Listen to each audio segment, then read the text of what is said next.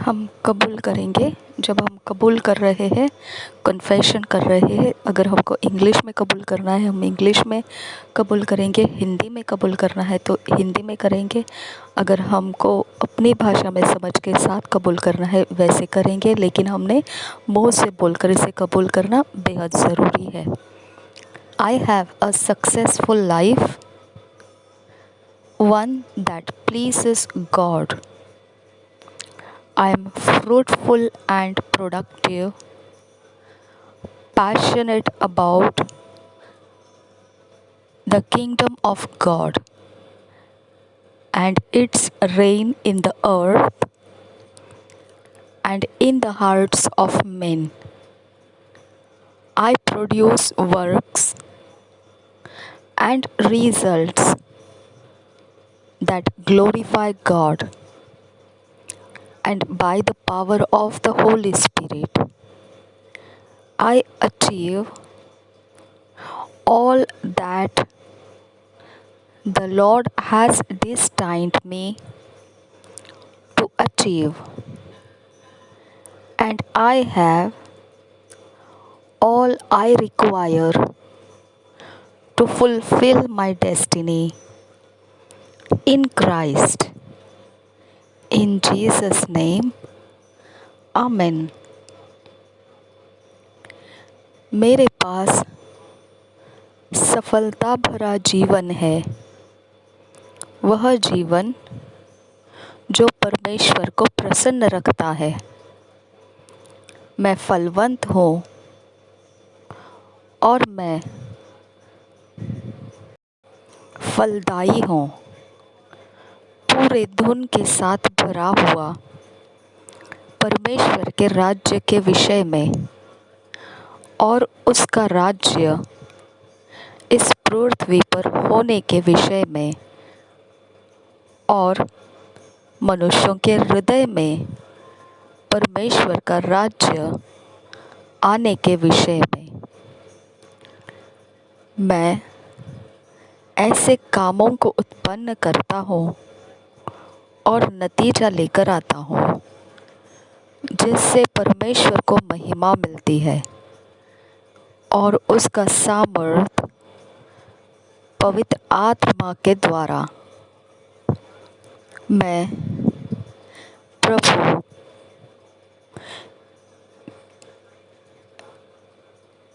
ने जो निश्चित किया है मेरे जीवन में प्राप्त करने के लिए, वो सब कुछ प्राप्त करता जाता हूँ। मेरे पास वह सब कुछ है जो मेरी मंजिल मसीह में जो मुझे मिली है उसे पूरा करने के लिए जो भी ज़रूरत है वो सब मेरे पास है। यीशु के नाम में आमीन।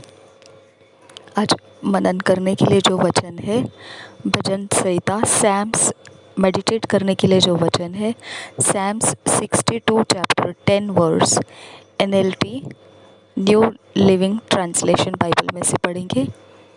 Luke 16 chapter 15 verse, 1 Timothy 6 chapter 6-7 verse, 2 Corinthians 5 chapter 15 verse.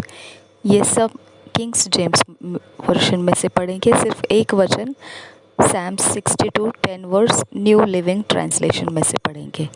Hindi में ये वचन इस प्रकार से है।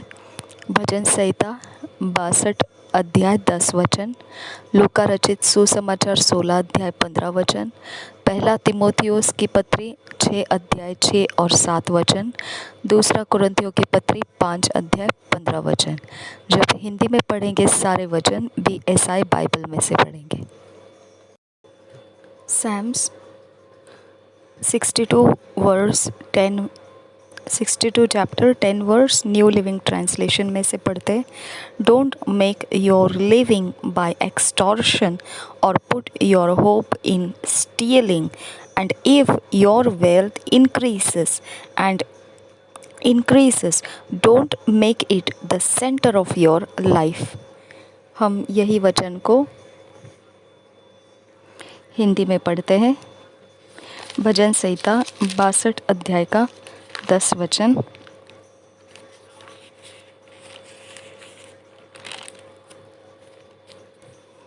अंधेर करने पर भरोसा मत रखो और लूट पाट करने पर मत फूलो। चाहे धन संपत्ति बढ़े तो भी उस पर मन न लगाना। और एक बार पढ़ेंगे भजन संहिता 62 10 वचन। 62 अध्याय 10 वचन। अंधेर करने पर भरोसा मत रखो और लूट पाट करने पर मत फूलो। चाहे धन संपत्ति बढ़े तो भी उस पर मन न लगाना।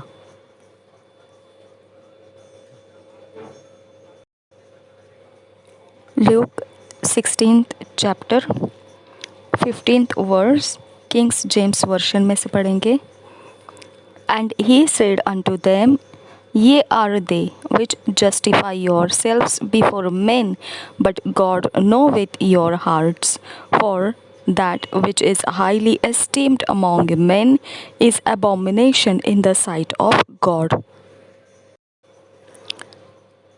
लूका रचित सुसमाचार 16 अध्याय उसका 15 वचन पढ़ेंगे बीएसआई बाइबल में से, हिंदी बीएसआई बाइबल में से।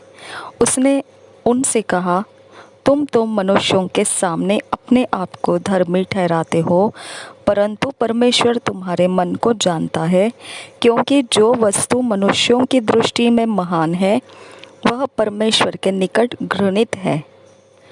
उसने उनसे कहा, तुम तो मनुष्यों के सामने अपने आप को धर्मी ठहराते हो, परंतु परमेश्वर तुम्हारे मन को जानता है, क्योंकि जो वस्तु मनुष्यों की दृष्टि में महान है वह परमेश्वर के निकट घृणित है।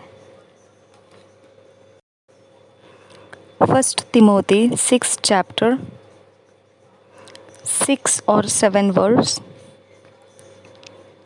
But godliness with contentment is great gain, for we brought nothing into this world, and it is certain we can carry nothing out.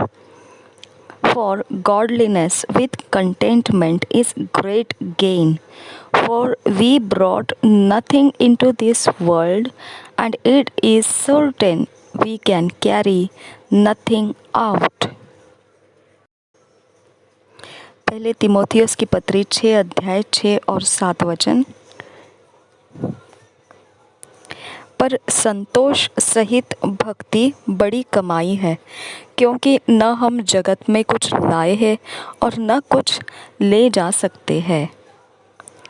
क्योंकि पहला तिमोथियस 6 अध्याय 7 और 8 6 अध्याय 6 और 7 वचन। पर संतोष सहित भक्ति बड़ी कमाई है, क्योंकि न हम जगत में कुछ लाए हैं और न कुछ ले जा सकते हैं। 2 Corinthians 5 chapter 15th verse. And that he died for all that they which live should not henceforth live unto themselves, but unto him which died for them and rose again. 2 Corinthians 5 chapter 15th verse हम पढ़ रहे हैं Kings James version में से। And that he died for all that they which live should not henceforth live unto themselves, but unto him which died for them and rose again. दूसरा कुरिन्थियों की पत्री 5 अध्याय 15 वचन। और वह इस निमित्त सब के लिए मरा कि जो जीवित है वे आगे को अपने लिए न जिए, परंतु उसके लिए जो उनके लिए मरा और फिर जी उठा। दूसरा कुरिन्थियों की पत्री 5 अध्याय का 15 वचन। और वह इस निमित्त सबके लिए मरा कि जो जीवित है वो आगे को अपने लिए न जिए, परंतु उसके लिए जो उनके लिए मरा और फिर जी उठा।